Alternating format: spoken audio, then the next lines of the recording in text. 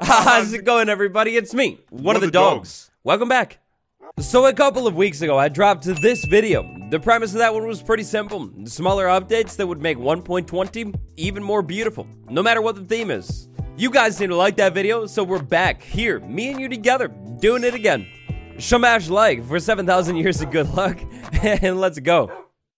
Our first stop of many today finds us over at this flower forest biome for none other, well, none other than cow.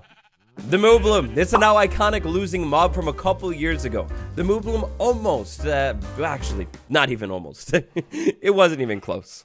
Okay, even though it wasn't close at all in the mob vote, the Moobloom still has this dedicated following, and it's actually a pretty cool concept. It's a yellow cow that would walk around and basically pollinate the land, dropping yellow flowers wherever it walks. This version of the Moobloom can also be milked for something called buttermilk. You use a milk bucket on the Moobloom, and then you get buttermilk. Trust me. Just trust me, bro. Last year's mob vote mobs, the Glare, the Alley, they were the best mob vote mobs ever, but I don't think the past one should be forgotten. The Moobloom was a pretty cool concept. So in part 1 of this video, I asked you guys for updates you'd like to see in 1.20 down in the comments. Seems like there was a common theme. That theme of 1.20 seemed to be parody. So check out this cauldron. This is a Java Edition cauldron. It's a cauldron with water inside of it. It's pretty beautiful. But they don't call me connoisseur of the arts waddles for nothing. I love a good trick that enhances the beauty of a world. So check out this life hack. I just learned it today. We walk up to the cauldron on Java Edition with blue dye, and to be clear, it's only going to be blue dye on Java. Walk up to the cauldron with the blue dye and use the blue dye on the cauldron, and as you can see, the cauldron is now blue. Pain, that's all I feel. On Bedrock, the water inside of the cauldrons, well, it gets even more blue than before. Check that out, it's so cool. And we can change the color too, light blue, maybe magenta, maybe a little bit of yellow in there, and maybe a little bit of red, and then maybe even a little bit more blue. Look at this thing. It's literally transforming right in front of our eyes. This is amazing for decoration. You can even use the yellow to just make the water more yellow. Looks like that yellow cow has been here or something. These colored cauldrons are used for dyeing leather armor and, of course, decorating builds. The dyeing leather armor thing, I mean, it's cool, but the crafting table kind of works. If we could at least just have these colored cauldrons for decoration, yeah, that would be amazing. Also, don't ask why I'm Alex, okay? We'll move on. Speaking of color, quick, what is the most colorful block family in the entire game? Not wool. I mean, I don't know about you, but I feel like the answer for this one is pretty clear. I mean, for people who know the small details of things, the blocks were literally added in an update called the World of Color Update. Concrete. Concrete is an interesting building block. During the development of the 1.14 Village and Pillage update, the update where the stonecutter was added to the game, the devs made an interesting point about this thing. At that time, one of the devs said somewhere that basically the stonecutter is used for stone, or like hard things. That's why you can cut stone inside of the stonecutter and not wood. What about concrete? This concrete right here is clearly a pretty hard block. I mean, powdered concrete, yeah, of course, it's not hard enough. But like the solidified, hardened concrete. Why? The possibilities are literally endless with this one. A white staircase roof, a pink slabbed floor, a brown concrete wall, like literally walls, you know? The time is now. More concrete stairs, slabs, and walls, or they talk to my little friend. For legal reasons, that wasn't a threat. It was actually the perfect segue into the next feature we're going to talk about today. 1.20, more dogs. So let's go back to the 1.14 update for just another second. In 1.14, something amazing happened. One of the best updates of all time, cats. So many versions of cats. In fact, 11 different types of cats were added to the game. With what they did to the cat in 1.14, there is now always the possibility for more cats to be added to the game. You know, a couple more skins inside of an update. For dogs, it's far too long now. I mean, dogs were literally in the game before cats. More unique custom dogs in the game, including my favorite one of all time. Look at that, the Bernese Mountain Dog. That's my boy. That's Felix over there. It's perfect. Now look, no hate to cats or anything, but like the different types of dogs are way more interesting. You get tiny, small dogs like that one over there. You get a big one like a Bernese Mountain Dog over here. Yeah, having more unique types of dogs in the game, just like we do for cats, would make your world feel a whole lot more personal. No pun intended, it's kind of crazy how time flies. About a year ago now, in the experimental 1.18 snapshots, the devs were testing some Elytra updates that were absolutely amazing. So, these updates were both an upgrade and a nerf at the same time. The Elytra would basically not take any durability damage while you are soaring. This is so good. So check this out. I'm soaring right now. Oh, awkward. Check this out. I'm soaring right now. I'm not using any rockets actively. If I look at the durability, it's going down, unfortunately, even when I'm like literally just basically in a free fall. Transportation in the game is tricky. I mean, think of the horse. How many times have you actually like seriously decided to use your horse over the Elytra and the donkey? I mean, look, not to be a donkey, but you know, it's not good. Transportation in the game is not balanced at all. As soon as you get the Elytra, like basically everything else is done, and don't even get me started on minecarts. Another change that I'd love to see inside of the 1.20 update can kind of be found over here inside of this village. This guy, right over there. The Iron Golem. So Iron Golem spawning mechanics on Bedrock Edition are completely different than Java Edition. I like Iron Farms, so if you want to put it in that context, on Bedrock Edition, basically it's linked to beds, at least as far as I understand. Meanwhile, on Java, to summon an Iron Golem, the system makes a whole lot more sense. You get a zombie, you get 3 villagers, and eventually, the villagers freak out enough to summon in an Iron Golem. If the dev's eventual plan is perfect parity between Java and Bedrock, then Iron Farms. It's gonna have to happen eventually. It's the future. The time is now. It's time to modernize Iron Farms on Bedrock Edition. One of the more recent Bedrock previews had a pretty interesting change concerning mobs. That has to do with the Warm Ocean and Drowned. Inside of one of the most recent previews, Drowned will no longer spawn inside of the Warm Ocean biome. This change actually throws me back to those experimental 1.18 snapshots again, because inside of those snapshots, there was an interesting change where every single zombie that spawns inside of a Dripstone Caves biome would be a Drowned. This is, or was, a really interesting change. Think about it. The hostile mob, a zombie, they literally spawn everywhere, except for one single biome. Minecraft will probably forever always have those super common mobs, things like cows, pig, and sheep. They can kind of spawn pretty much everywhere. But think about the other passive mobs, and you know, maybe something like a panda or a parrot, because we're over here at the jungle. These things can, of course, only be found inside of certain biomes.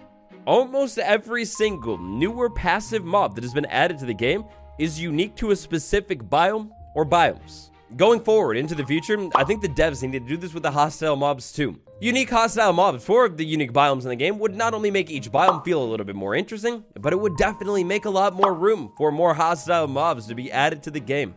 What do you think about that one? Do you think the devs should basically copy what they did with the Stray and the Husk and make more unique versions of mobs to spawn in specific biomes? Or is that making things too tricky? Let me know what you think about that one down below. Let's move on. While we're here, let's talk about the trees inside of the jungle, because honestly, I think the trees inside of this biome are some of the best trees that you will find in the entire game. So, pretty sure this is a point that I made in the last one, and this is definitely a point that I made inside of the 1.20 tier list video. But the trees in Minecraft, they need to get a little bit taller. So, inside of the jungle, you've got variation here. Of course, you have the smaller trees, kind of like this one right here. But you also have these gigantic, towering jungle trees. And you also pretty commonly find these pretty big oak trees as well. I don't think horses are meant for every single biome. Like, should you be able to take a horse into a jungle and easily ride it through the biome? No, definitely not. But should you be able to take a horse into a forest and easily ride it? Yes, definitely, you totally should be able to do that. And look at this forest. Like, seriously, do you think you could easily ride the horse through the forest without your head disappearing into the leaves and taking damage? Hey, yeah, no. Trick question. The trees need to be taller, like these big oak trees. Cue to sad music. This is not good. My poor copper golem over here. It's unfortunately become a shell of its former self. It doesn't do anything anymore. Oh, or maybe it does. Of course, we all remember the Great Copper Golem Massacre of 2021. We sacrificed this thing for the ally, and that was the right decision, 100%. However, I will admit that the Copper Golem is a really cool concept, and copper does need more uses. It's a cool concept. It's like a mini statue that is somehow alive that randomly presses copper buttons.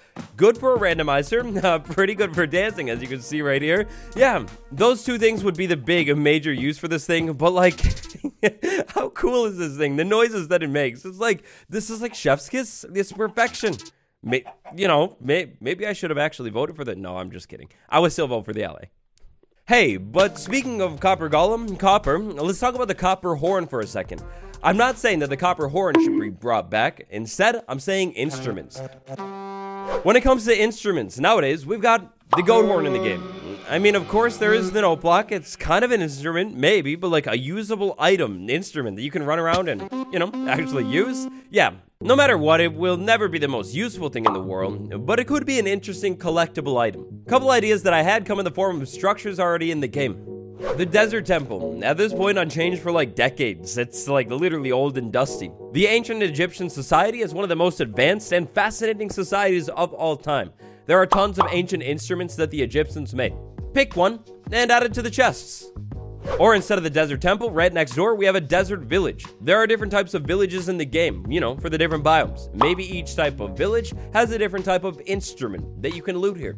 Or the Ancient City. More custom loot inside of this place? I mean, yes, for sure. Maybe inside of the centerpiece building, you could find some kind of ancient drum. I feel like that would fit the vibe of the Ancient City. Clearly, there's a lot of options when it comes to instruments that the devs could add. There's also a lot of options when it comes to enchantments for the Spyglass to, actually make this thing useful that the devs could add as well. So I want to send a big shout out to Heather H for reminding me of this one. This is great.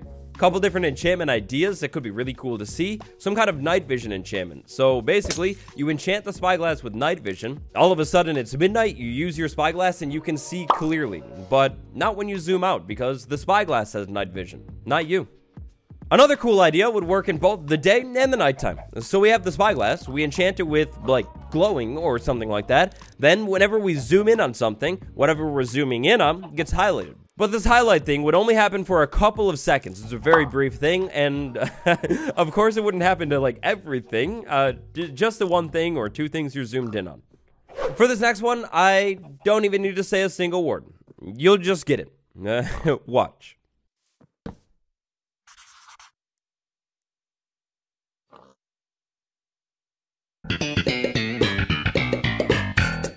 Also, only on Java still, banners have this cool functionality where basically, if you name the banner and put it on a map, the name shows up on the map. Big shout out to Tyler for this one because it is genius. So, in part 1, we talked about name tag tricks and how they're really cool. Imagine a name tag trip for the map. So basically, you take a mob or just something and use a name tag on it, and then all of a sudden, that thing would show up on the map in real time and like move around. So maybe this sheep is your favorite sheep in the world. You just care deeply about it. You've name tagged it and you want it to roam your base. But you want to be able to find it like at any second. Well, then easy. You grab a map and you look at the map and the name shows up on the map, almost like it's another player. It's such a small thing, but honestly, after hearing about it, that's like amazing. That's such a cool idea. Also, imagine something like Ethos Desert City with those moving llamas on the map. Like, you name tag the llamas, they have a name, they move around the desert city, always on a map. Like, that's so cool. The Badlands biome is easily one of the coolest biomes in the entire game. It also comes with some insanely useful blocks. Terracotta. If you're into building, you need this stuff. This idea comes straight from the amazing data pack that I still kind of need to showcase. The Cavernous data pack. Here we are, down inside the colorful, the striped to cave biome. Look at this place. I mean, obviously completely unrealistic, but like beautiful, like so cool. Imagine being able to head down into the ground, maybe underneath the Badlands biome, and find insane striping going on. How did it get here? Same thing as the ancient city, and nobody knows. There's something that is just unreal feeling about this biome. Like, it feels so good to be in. On the ground, get rid of the night vision and look at, like, even in the darkness, you can see the color kind of in there. It's really cool. You start placing torches down, you get, like, the torch glow going on, and I don't know. I just love this place. It would be amazing to be able to find one of these caves in survival, head down into it, and, like, set up a whole base inside of the thing. Or, of course, it's all of the resources inside of this biome. And maybe make this place not only generate underneath the Badlands, instead it generates anywhere. Maybe if you're lucky, you head down into the caves and find one of these things, and then you're set. There's so much terracotta here. You just mine it all up and use it in your builds. But this is just my favorite cave biome concept. Of course, there are so many other concepts that you could go with here. Just plain old terracotta, maybe a desert cave.